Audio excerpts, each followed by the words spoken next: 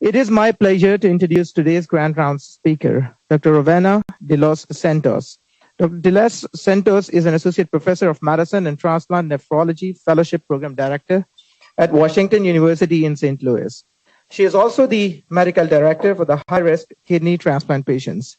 She completed her medical degree at Creighton University School of Medicine and was inducted into Alpha Omega Alpha chapter. She completed her residency at University of Michigan Hospitals in Michigan. She later went on to complete her nephrology fellowship and transplant nephrology fellowship at Oregon Health and Science University. Dr. Santos has several peer-reviewed publications in well-reputed journals. She serves on the editorial board of nationally recognized journals, including American Journal of Transplantation. Her work focuses on improving outcomes in kidney transplantation, and she has been a principal investigator in numerous NIH-funded trials. She was also the recipient of National Kidney Foundation Amgen Clinical Fellowship Grant. She is also an active member of national committees, including the American Society of Transplantation, where she has held various leadership roles. Today, Dr. Santos will be sharing her insights on IgA nephropathy recurrence in kidney transplant patients.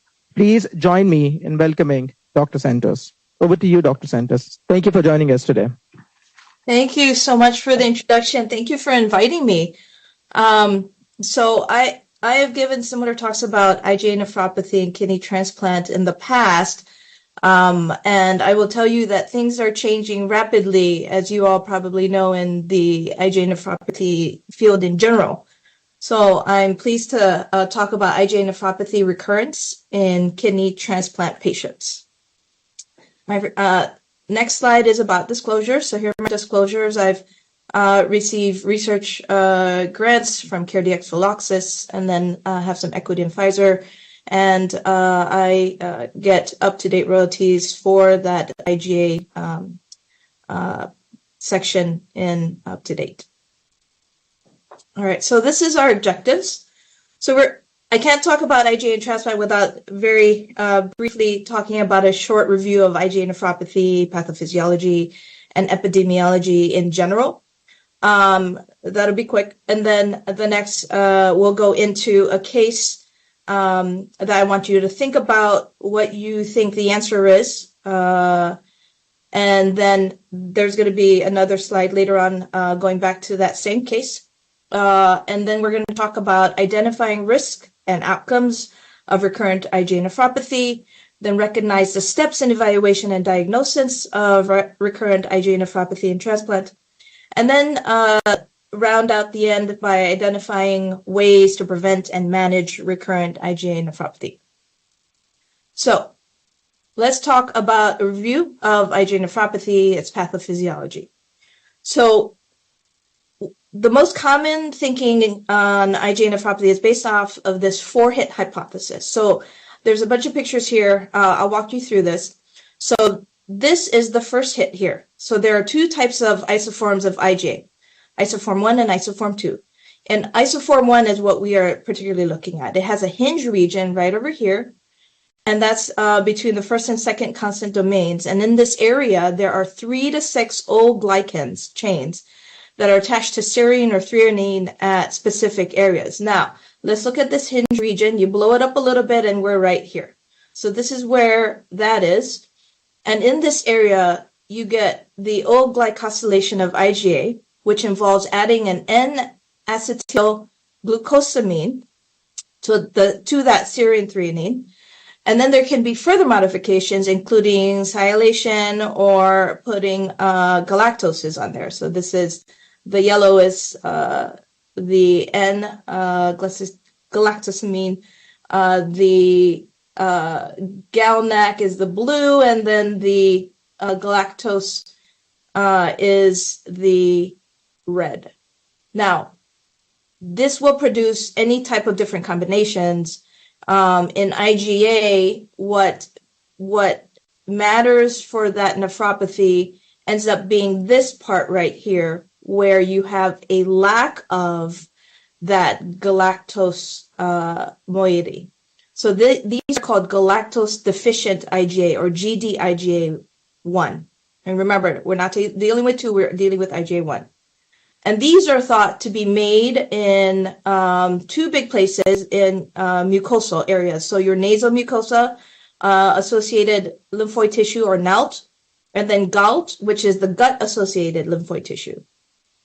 So we have this malformed IgA1, and then HIT2 ends up being this production right here of the galactose-deficient IgA1 autoantibodies. So the person is making autoantibodies against this poorly galactosylated area in that hinge region that we were looking at. And it's very important because these antibodies are going to then stick and to that hinge region that is poorly galactosylated, and they are going to create this big circulating immune complex, and that is HIT3. Now, once that immune complex forms, these immune complexes are eventually going to deposit in the kidney mesangium, and that'll be HIT4. And that mesangial clearance is not as quick as the rate of deposition. And so because there's that differential deposition versus clearance, that leads to then mesangial cell activation, inflammation, complement deposition, and then everything else that you see when IgA then gets deposited. And we'll see that in the next slide. I want to show you what that looks like on biopsy. So on biopsy, there are several distinct features for IgA, and it's based off of this Oxford classification, the MEST-C score.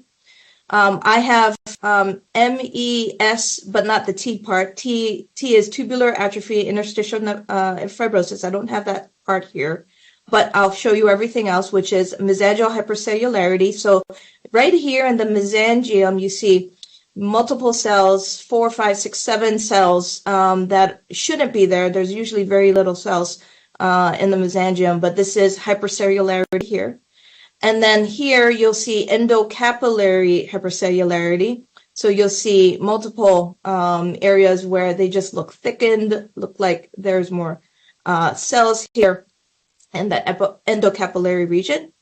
And then right here, you'll see segmental sclerosis. That's the S part of MEST. And so that is segmental glomerulosclerosis.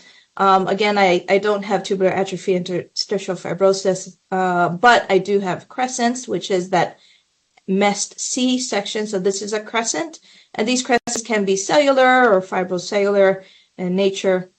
And I added two more pictures here. One is an EM, electron microscopy, and this is showing you electron-dense deposits in the mesangium. This is a mesangial cell right here. This is your urinary space.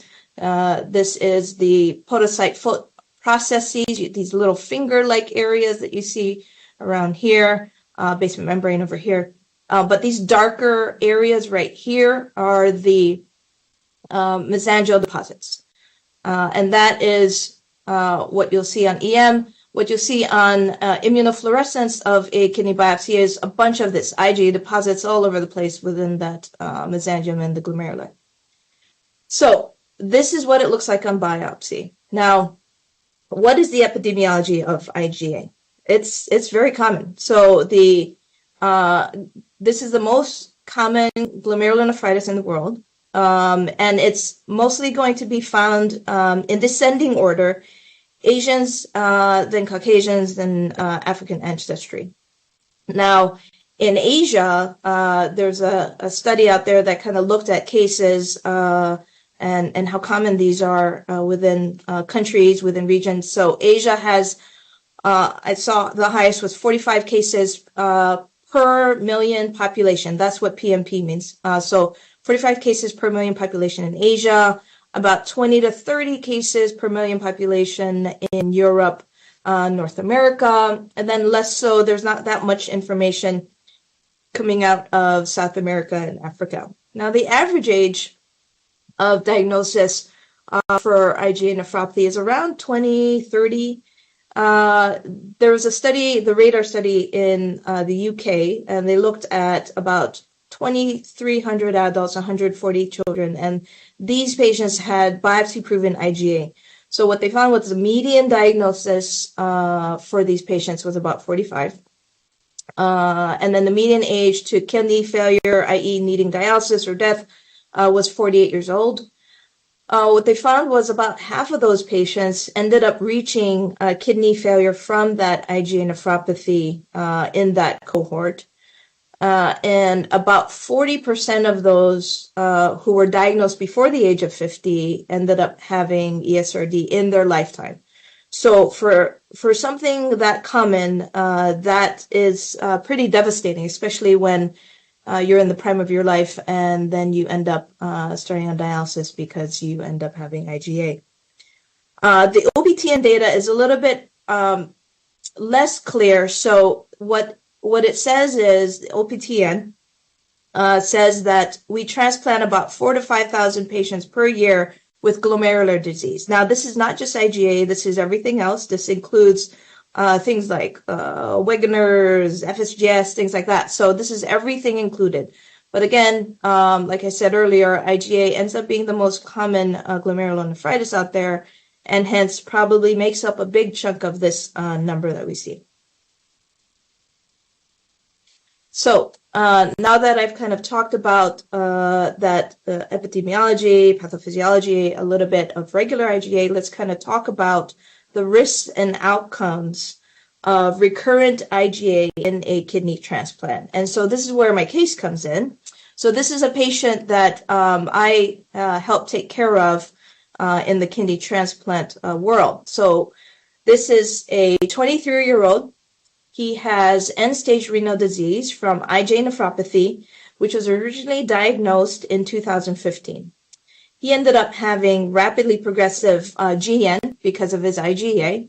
He was treated with high-dose steroids. He was treated with Cytoxan even, but he still progressed within a year to needing dialysis. So he was end-stage renal disease by 2016. So he underwent a 2 haplotype match living-related transplant from his sister, actually. And that means it was a perfect match. That's what 2 haplotype match means. And his donor was CMV positive. He himself was CMV positive as well. And they both were EBV positive. He was not sensitized, which is why you see that PRA of 0%.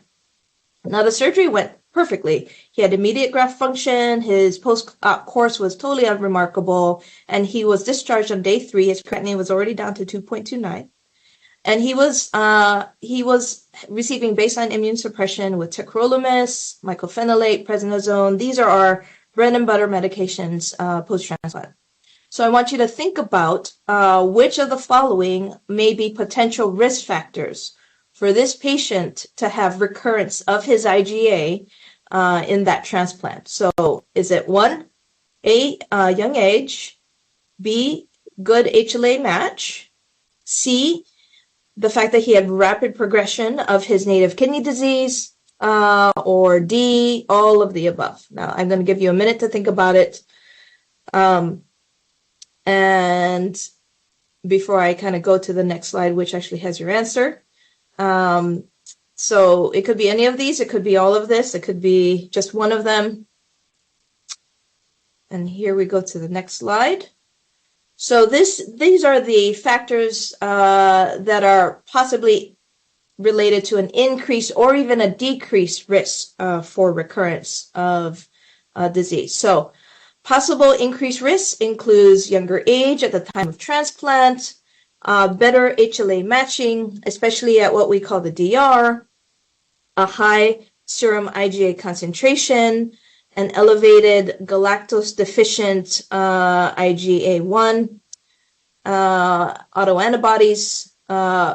Also, if the person had rapidly progressive disease, whether or not they had a previous allograft loss from IgA nephropathy recurrence, and then the length of time post-transplant. One of the things we have to discuss with our patients, actually, to that point, is the longer somebody has their transplant, the higher likelihood that this IGA has the potential to come back. And the reason is because these patients can recur, and I'll show you some data later, fairly quickly. Not all of them have renal failure from it, but some of these people can have deposits within their kidney within even a couple of years.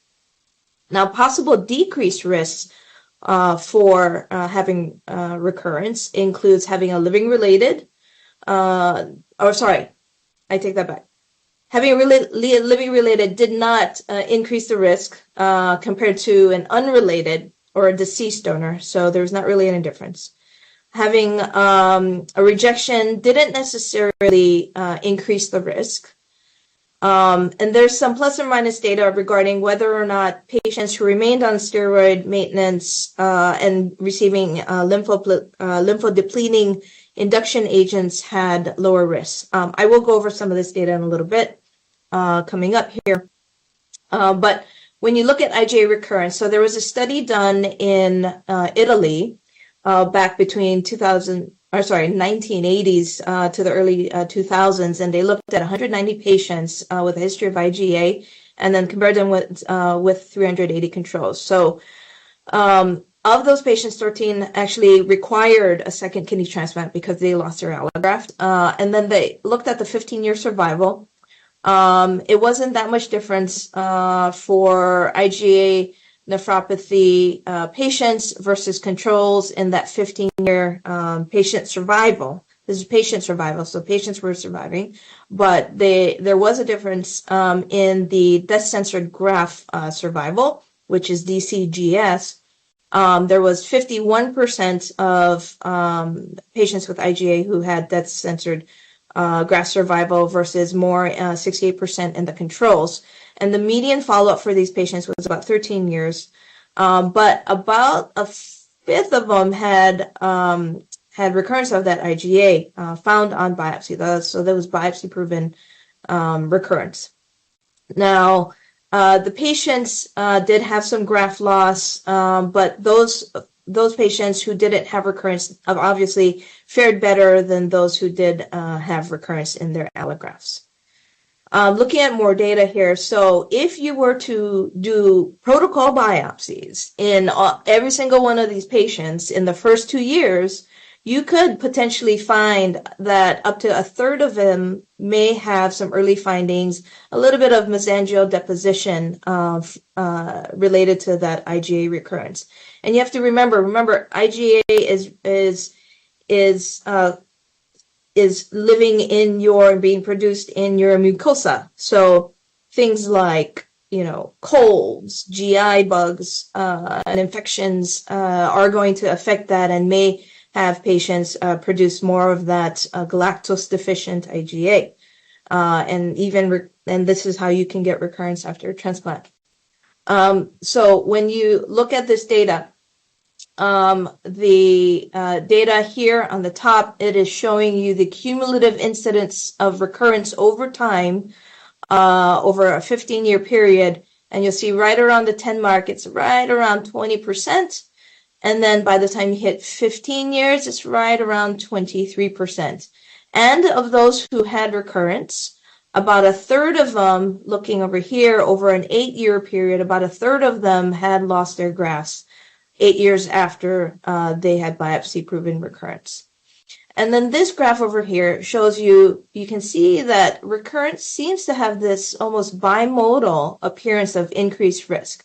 So right in the beginning, and then kind of a lull, and then a little bit later on. So that's why we tell our patients, you may have some recurrence the longer you have this transplant. So how do we evaluate? How do we evaluate and diagnose these patients who have recurrent disease? So let's talk about the signs and symptoms. What are the signs and symptoms of IgA nephropathy recurrence? So they did a study, that paper I showed you initially, that Moroni paper from Italy. Those patients, they had that 22% biopsy proven recurrence. People did better when they didn't have recurrence. But patients over a period of time were developing things like isolated microscopic hematuria. Every single clinic, patients in our clinics are leaving a urine sample. It's especially important for those IGA patients because microscopic hematuria may be the very first sign of them having a recurrence. So that is being watched. Some people also will have isolated proteinuria, about 20% of them. Some people will have both, a combination of that microscopic hematuria as well as proteinuria. And then some people, unfortunately, will have an increase in their creatinine with or without that microscopic hematuria and proteinuria. And so this needs to be figured out. What is this person having an IgA recurrent disease in that allograft? And how do we diagnose it? Well, the definitive way to diagnose any recurrent disease in a kidney transplant is always going to be with a biopsy. So we'll biopsy because, we have somebody with an elevated creatinine. Of course, the first thing we're always thinking is, do they have rejection? That's kind of always in the back of our minds, especially with someone who's on immune suppression, and may have low levels of their immune suppression, or may have skipped a dose or two, who knows? But that's always in the back of our minds, and always for at least people with diseases that can recur, just like IgA, that's something in the back of our minds. Is this person having a recurrence? So we'll do these biopsies generally for reasons that I show you here. So because the creatinine is above their baseline, because they have proteinuria over half a gram, even while they're on an ACE or an ARB, and we'll give them time to see if it improves on an ACE and ARB, and then biopsy them if it doesn't look like it's improving. And then somebody who has persistent hematuria after a negative urologic exam. Remember, because patients are in immune suppression, you could have a GU malignancy just because they are on immune suppression. So we send people sometimes to GU if they're having microscopic hematuria or hematuria that is persistent and not going away.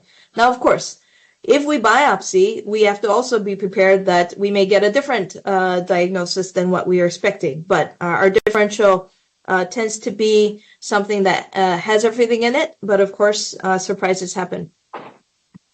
So now let's get back to our patient. So back to our patient. So we transplanted him. Now this is fast forward about 4 months later.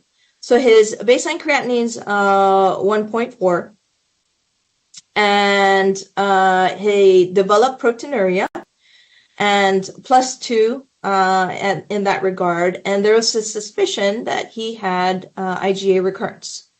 So that proteinuria was increasing to almost a gram, and then his creatinine increased. So his creatinine increased from 1.4, which was his baseline, and then it increased to 1.6. So we did a biopsy, and this is a biopsy. So he had a crescent, he had endocapillary proliferation, he didn't have any interstitial inflammation or anything that was concerning for a rejection. And here we go. He had immunofluorescence that was positive for IgA. So this patient actually had recurrence of his disease. The next slide is going to talk about how do we prevent and manage recurrent IgA. So, going back to this patient. So how did we manage it? So we manage it by giving him high-dose steroid. We gave him a taper. We considered Cytoxan again, given the fact that he had all those crescents, but the patient actually declined because he didn't want that increased immune suppression again. So he ended up just getting a steroid taper. But eventually, that IgA got this kidney, and he developed allograft failure from the disease recurrence at 2 years out. So he ended up getting relisted for a second kidney transplant. And he, this time, had a deceased donor transplant after being on the wait list for about 2 years.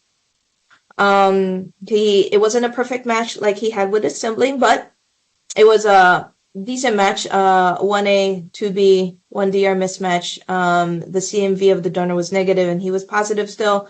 and the donor was EBV positive, and he was still EBV positive. This was a good donor. KDPI, the lower the number, the better. And so a KDPI of 5% for the donor, this is the donor's risk score, is actually really good. And his CPRA sensitization, this is a test of sensitization really, and it remained at 0%, which is also good for him. He got induction. He got antithymocyte globulin, 5 mg per kg total, IV methylprednisolone, a steroid taper, and he was started back on tacrolimus mycophenolate. He had a discharge creatinine again around 2, almost 3. So my big question is, and you want to think about it, which treatment among his medications has shown to have some potential for preventing recurrent IgA? So is it antithymocyte globulin? Is it tacrolimus? Is it mycophenolate? Or is it all of the above? I'll give you a minute to think about it.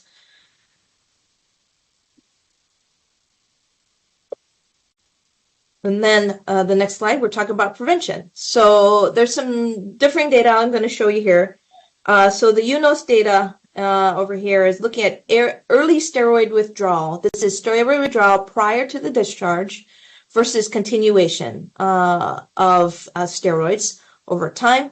And it showed that the patients who maintained their steroids actually had a decreased risk of recurrence of their IgA in their allografts compared to patients who had early withdrawal before they got discharged. However, there was actually no effect on patient survival over time. That hazard was actually 0.695, so it was statistically significant for those patients who were still on the steroids versus not. And that was also adjusted for age, sex, race, dialysis duration, donor characteristics, etc.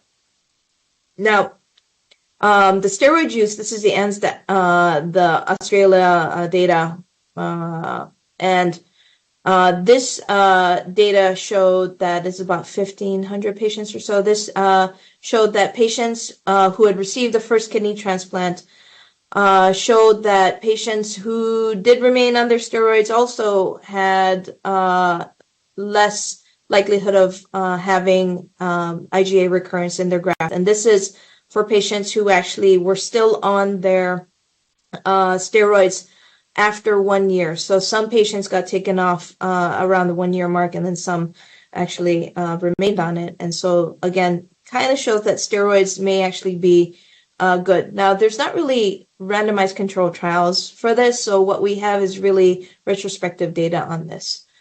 Now, this here was a study that actually looked at induction over time and what that induction did with IgA over time. So they looked at about 116 patients or so.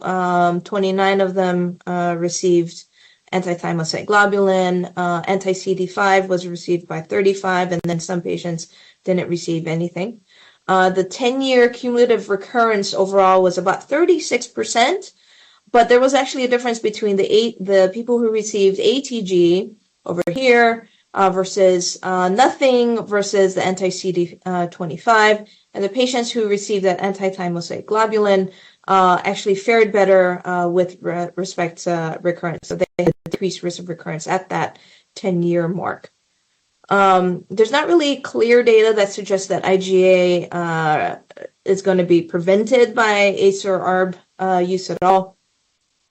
Now, when we're thinking about recurrence, so that patient of ours, he recurred, right? And we tried to give him steroids. We offered him Cytoxan, and he didn't want it. But there used to be treatments that we used to use in the past, and I'm labeling this slide legacy because this is what we used to do. We still do a lot of this, still even now. But we used to give people steroid pulses with a taper, and we're talking pretty heavy doses of steroids pulses, and some long tapers of steroids. And then we would give Cytoxan if that didn't work, especially in the presence of crescent. And I'll tell you that even this really didn't help patients, just anecdotally, and not really great data on it as well. And then we would just raise their baseline immune suppressives. And we still do that now, but we still saw patients recur. Now, on the non-immunosuppressive side, of course, we put them on ACEs-RRs because that is what we've had.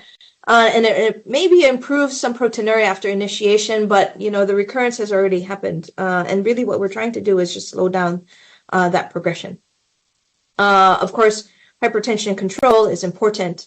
In Japan, actually, they would do these tonsillectomies. If they were done early, they actually did find some benefit to that in their patient population. Now, there's not really clear benefit, but there's not really huge harm in patients taking fish oil.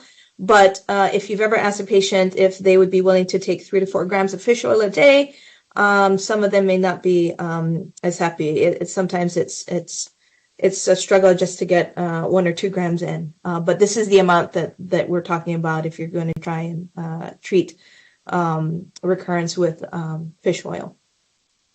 Now, in the past, when I would give kind of a review of IGA, even 4 or 5 years ago, this would kind of be my last slide. I wouldn't have anything else to really talk about. But as you know, looking at the literature these days, it's kind of exploded with the number of things that are around.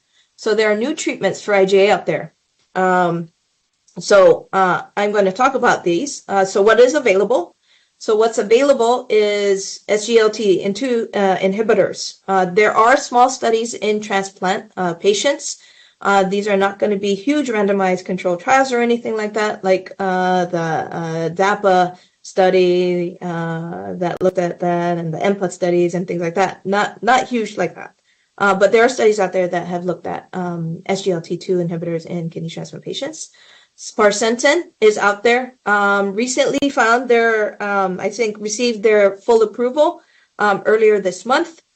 The complement inhibitor, iptacopan, also got accelerated approval just last month.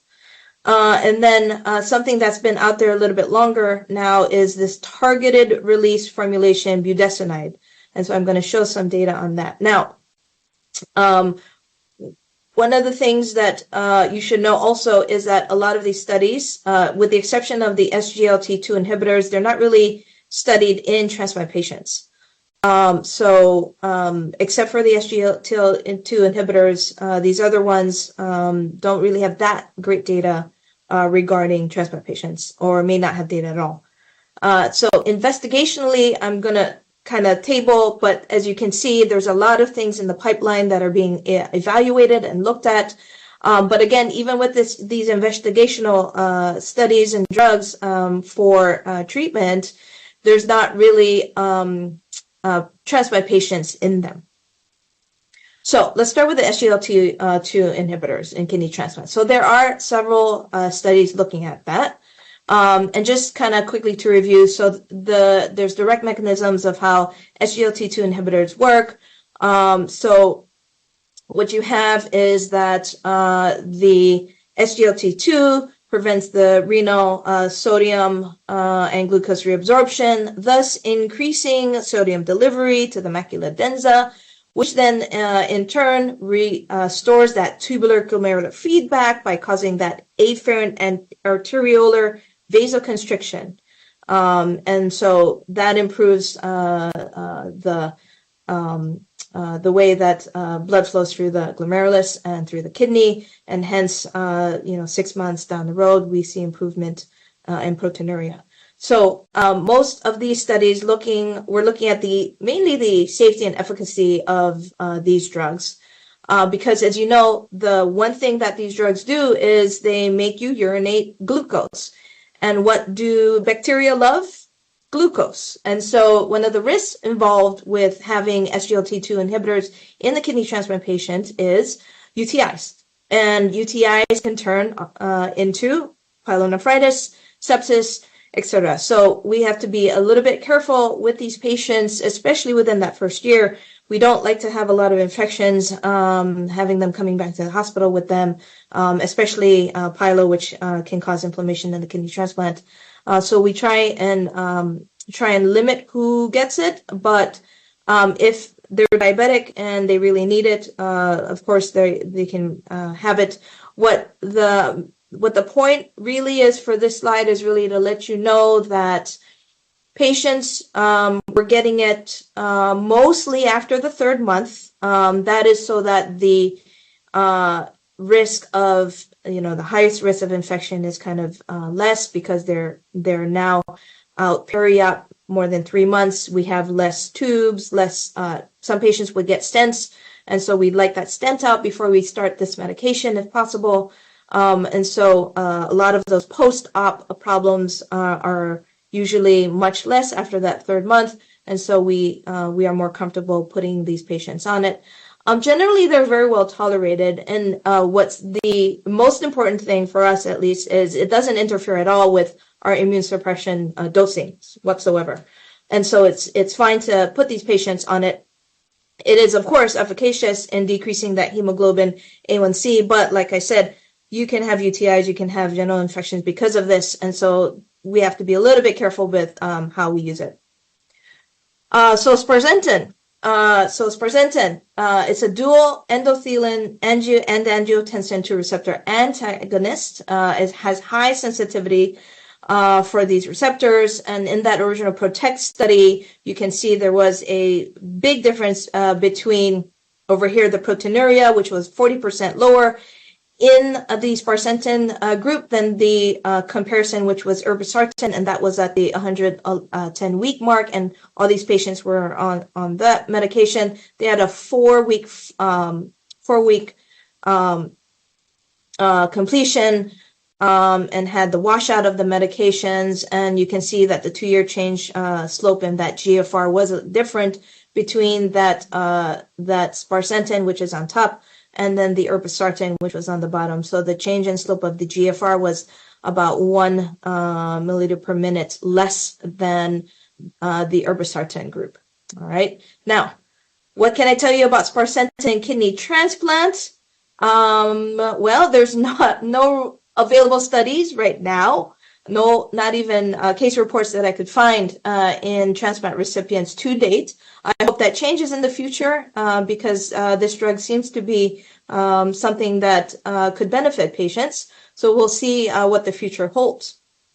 Now, iptacopan is into their phase 3 now, well into their phase 3 already because they had their interim analysis not too long ago.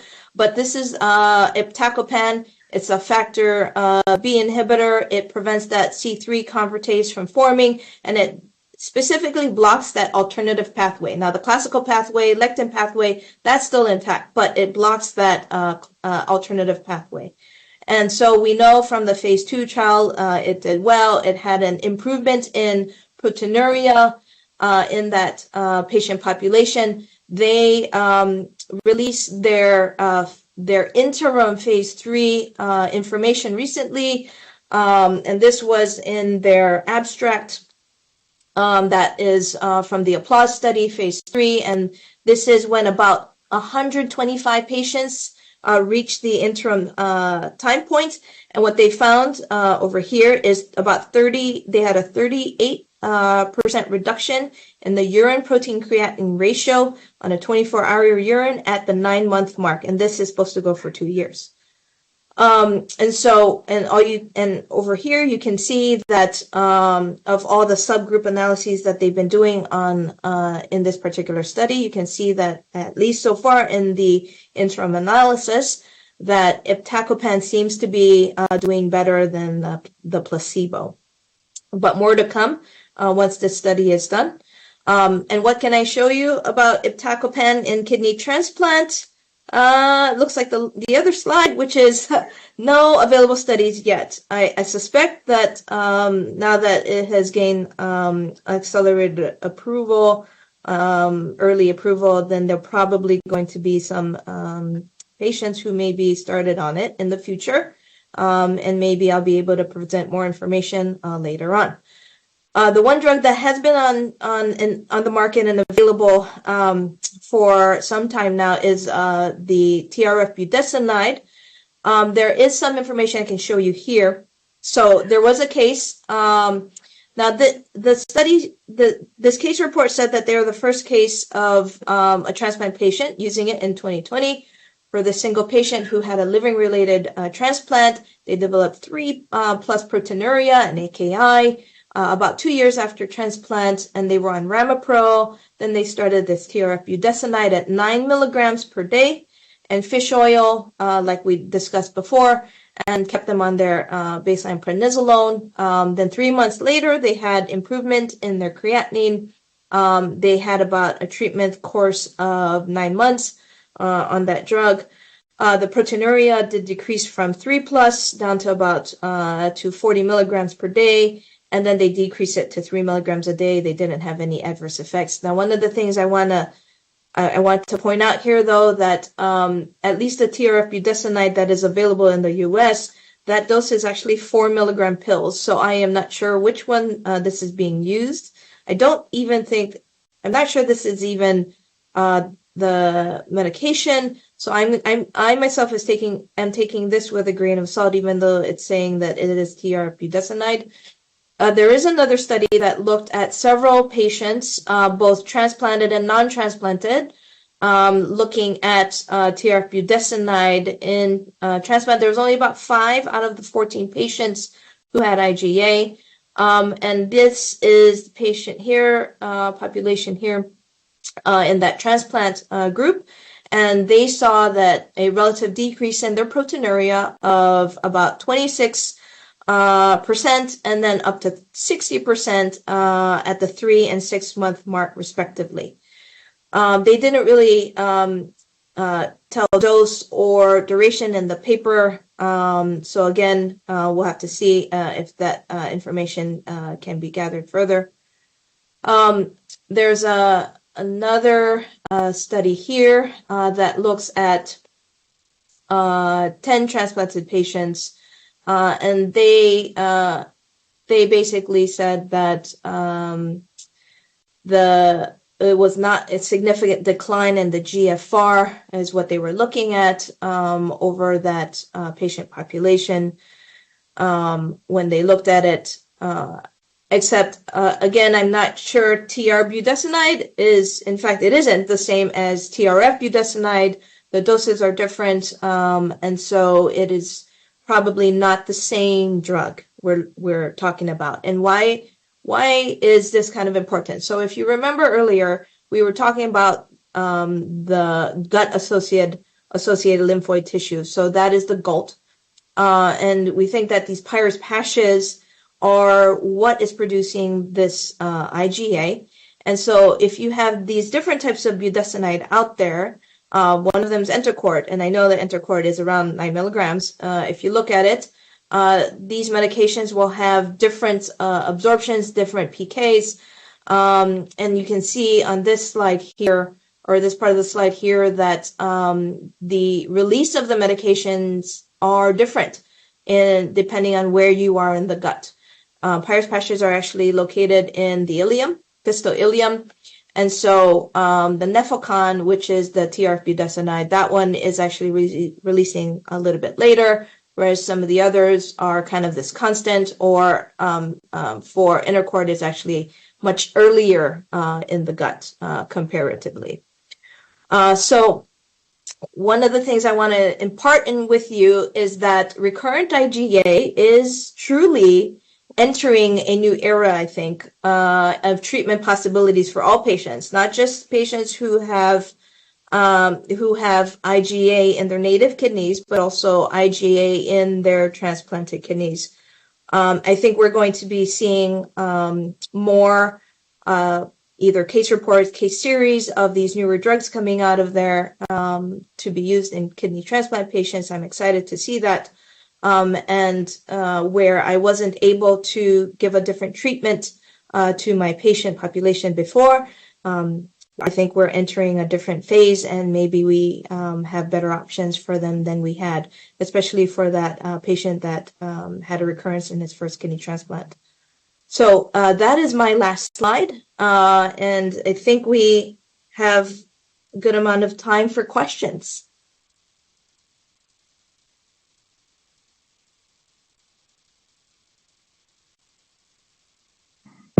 Hello. Thank you, Dr. Santos, for the wonderful talk. And Dr. Manser. Hi, I'm Tom Manser. I'm a general internist. Thanks for a really comprehensive and excellent overview. I was wondering if you had any view or take on anti-CD38 antibodies for IgA nephropathy or rejection. So that, not really, not at this time. There's a lot of things coming out, and I don't know that we're ready to actually use these things yet in transplant. But I know that there are things being studied for that. Probably also more to come. Okay, thank you. Dr. Burney. Seth Burney of Rheumatology.